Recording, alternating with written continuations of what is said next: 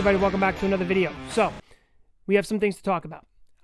We have to talk about Cortes, we have to talk about Michael King, and a possible replacement in that fifth spot if the Yankees decide not to go in-house. So, before I do that, make sure you hit the like and subscribe button, help the channel out, help grow the channel.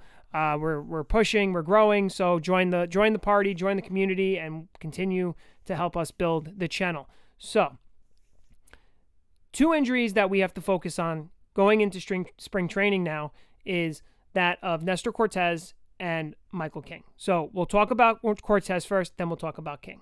So Cortes was preparing and ramping up for the WBC that's happening in a couple of weeks. He was going to pitch for Team USA. And when he's putting on his shoe, he feels something in his hamstring. Now, he said he felt something before that. He thought it was nothing. It was just a cramp. So he ignored it. And then it happened when he was putting on his shoe. So they're labeling it as a grade 2 strain, which usually takes about 3 to 8 weeks to heal. But it seems like that he's going to be on the shorter end of that, which is great. He threw a bullpen today. Watched the video. He looked good. Looked like he was not favoring anything. So he's probably not throwing at 100%. He's probably throwing about 70-75%, just kind of trying to build up a little bit. But the fact that he's throwing off a mound is a good sign.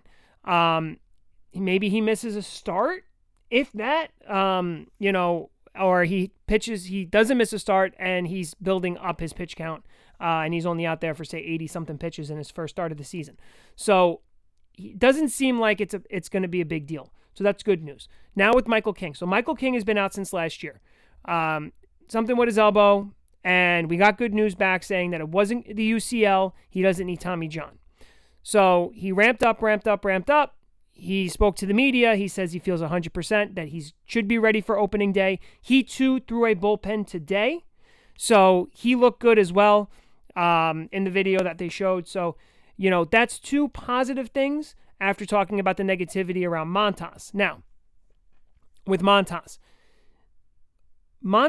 I would say, is going to be out for the season. Now, we got more clarity on the surgery that he's having. It's exploratory. They don't know what they're going to find in there. They don't know what's wrong with him. So, with that being said, you can't count on him for this season. So, there needs to be a replacement. Now, the Yankees do have depth when it comes to pitching. They have Herman. They have Davy Garcia. They have Beater down there. They have a ton of pitching in the minors that could help. Or do they go outside of the organization? Now, on the trade market, there's really going to be nothing out there that's going to be enticing to help. The good thing is you're replacing your 5 starter. So a name that's been flying around for the last couple of days is that of Trevor Bauer. He's still available. He hasn't been signed yet. So do the Yankees take a flyer on him? Now, this is a double-edged sword with Bauer because, one, he's been out of baseball now for over a year and a half.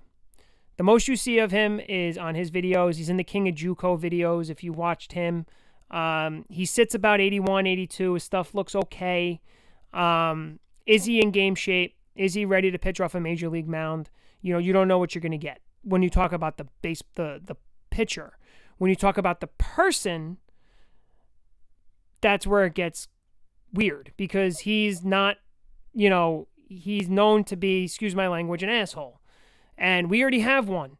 His name is Josh Donaldson. Do we need another one in our clubhouse? We have the leadership group to deal with Donaldson. I don't think Donaldson is as much of a problem as the media makes him out to be.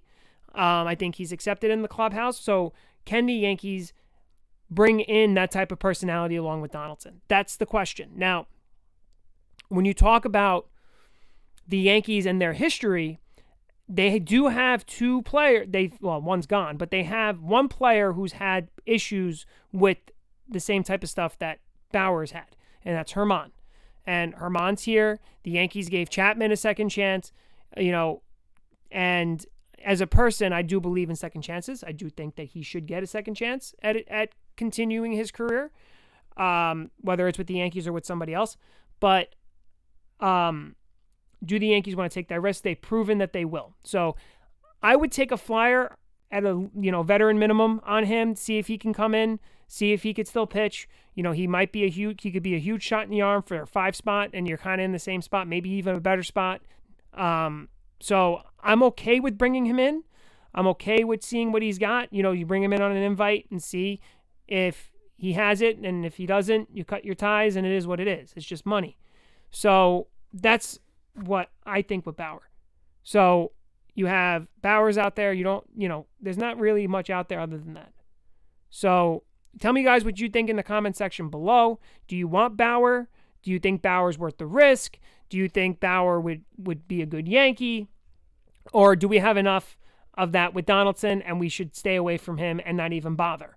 Tell me what you guys think. What do you guys think about the Cortes issue? Do you think that it's, not that big of a deal, or do you think it's a huge deal? What kind of impact will King have? Will he help out the bullpen? So tell me what you guys think. So before I go, like and subscribe. The videos are going to start coming on more and more now that the Yankees are in spring training. So look for that. We're going to try to do our first pre and post game with the first televised spring training game. So we're going to try that as well. Give that a test run and see how that goes. So I hope you guys enjoyed the video, and I'll catch you guys on the next one.